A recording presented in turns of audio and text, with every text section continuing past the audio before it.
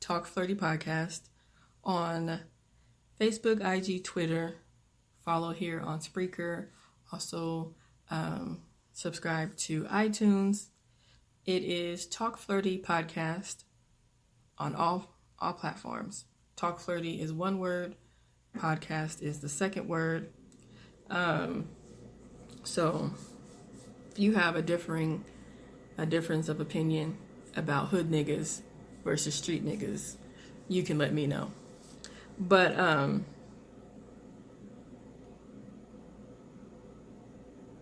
I guess we could probably lighten this up a little bit. I I found that video of Cat Williams. And first, okay, let me start with a little story here, right? Because this is an intimate conversation with your host, Nikki F. Wet. So I do not like when people laugh at me.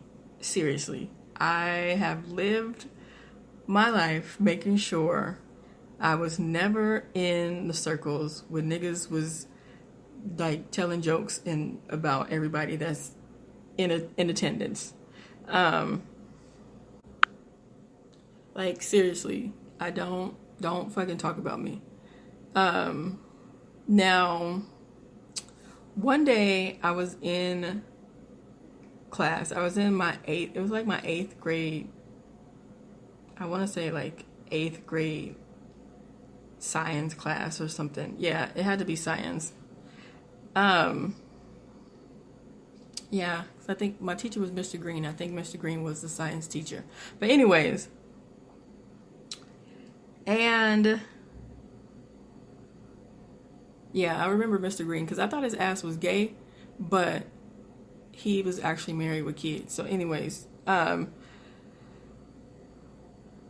we had to sit, like our desks, we had to sit in groups of 4. So we had like 4 desks that were pushed together in a block, and we had a fucking group desk sitting. I don't know what the fuck that was about anyways, but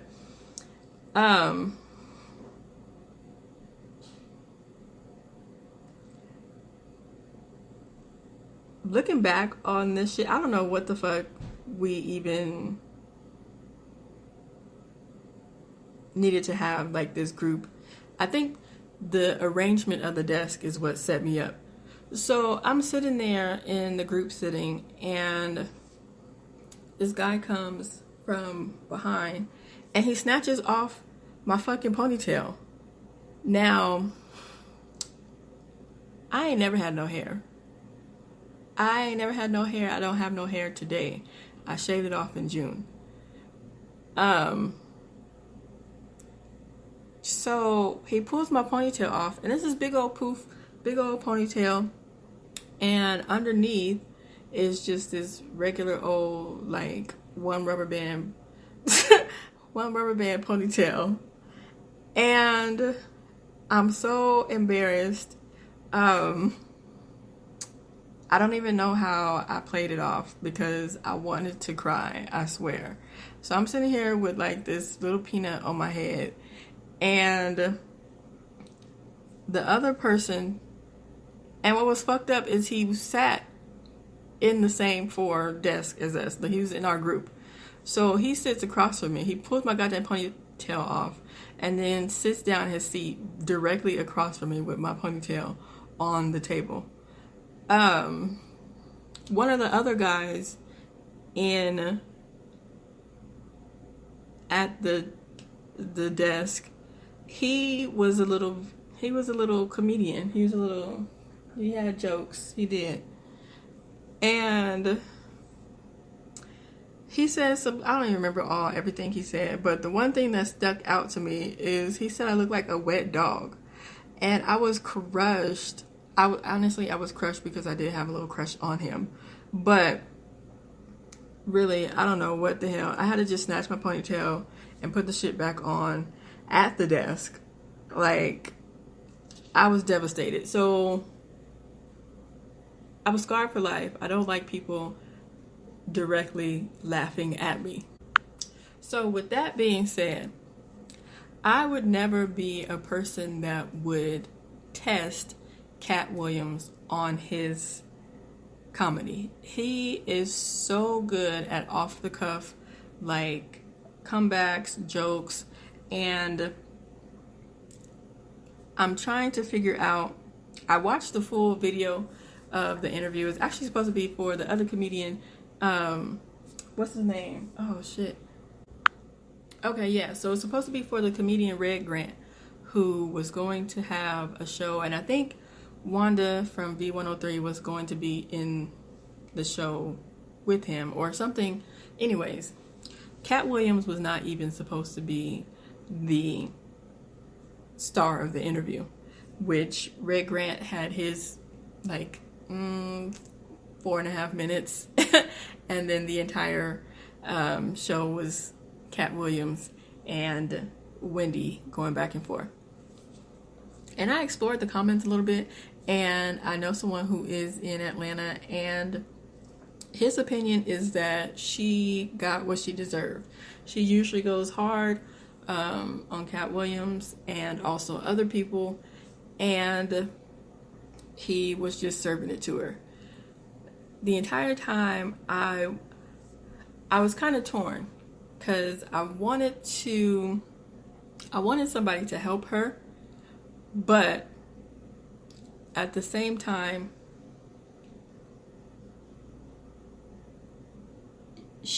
Cat Williams and Mike Epps is like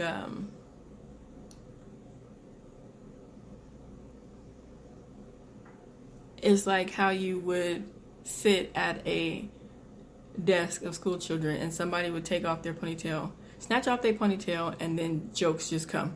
They just fly. So I would not want to go back and forth with Cat Williams because I wouldn't have nothing. Wanda ain't have nothing, and he'd lit her up. And I seen only a few minute clip at first, and I was thinking to myself, oh man, why is Cat Williams just going at her like that? When I got a hold of the full, I think it was like a little over 20 minutes or so. When I got a hold of the full video, it put everything into context, and they were going back and forth the whole time. So apparently Cat Williams didn't want to do the interview. He wasn't going to come in. The interview was just for Red Grant. They got him into the studio, and then from there, they probably should have approached that interview with a little bit of caution, especially you already know he doesn't want to do the interview. But then after the interview and everybody was laughing at Wanda, I was laughing too. And I don't like people laughing at me, but I'm being honest, I was laughing too. Her husband goes to Cat Williams' show and pulls out a gun on him, which is completely uncalled for. As a comedian, Wanda should have took that loss. She should have either came back with something harder or just moved on from the situation entirely, which probably would have been hard to do because I know everybody was in the comments.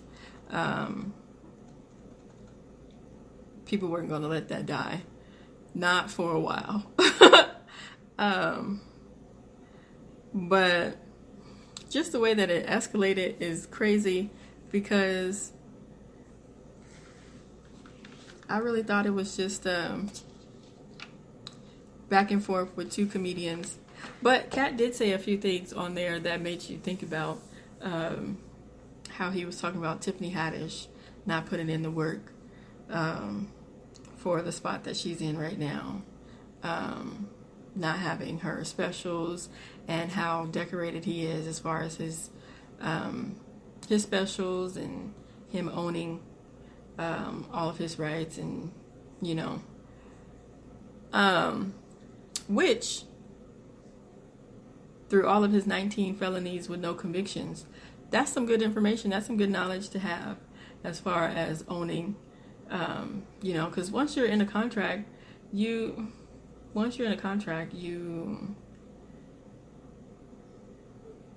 not obligated, you're not able to,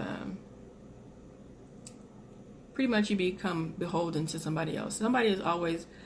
Someone is beholden to someone. There's always somebody that is out to make money and profit off of the work that you put in. And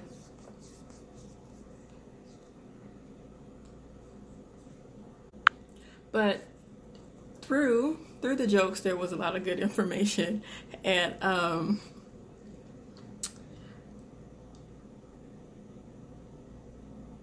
I do like to kind of read between the lines. So I did get some good gems from that interview, and maybe I should take like an improv class, because if I don't like people laughing at me, especially put myself out on a platform like this, I better get used to that shit, because someone's gonna have an opinion about me, good or negative, and I'm gonna have to toughen up on that. Also, Jada Pinkett came out saying that she was a sex addict. All I have to say is, anybody who has a degree in marketing, hit me up. I need you on my team, because Jada Pinkett she just came out with her red table talk, right? They're building up their social media presence, and now all of a sudden she's a sex addict. I'm not gonna play that game with them. I need a marketing person. We gotta get this together.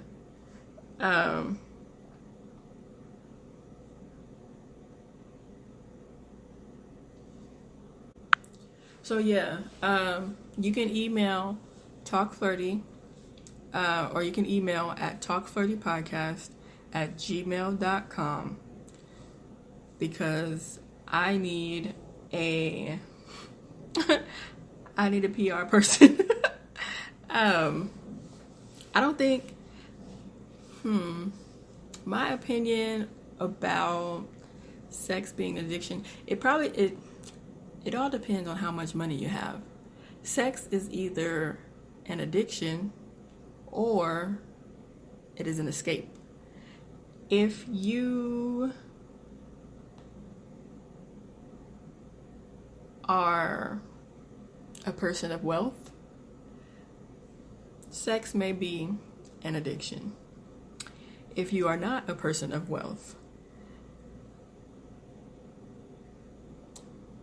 sex may be more of an escape. I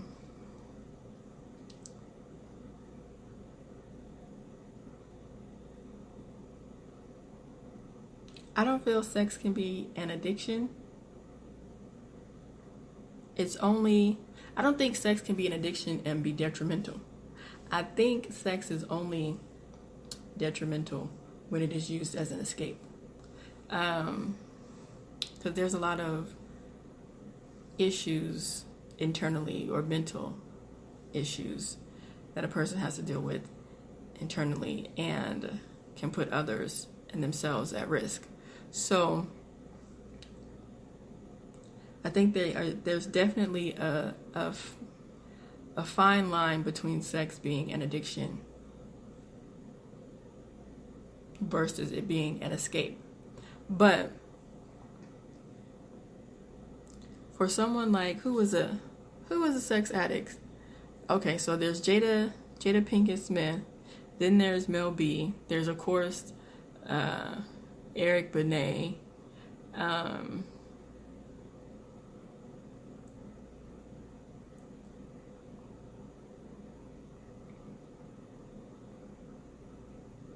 how are all these celebrities just deciding that they are addicted to sex?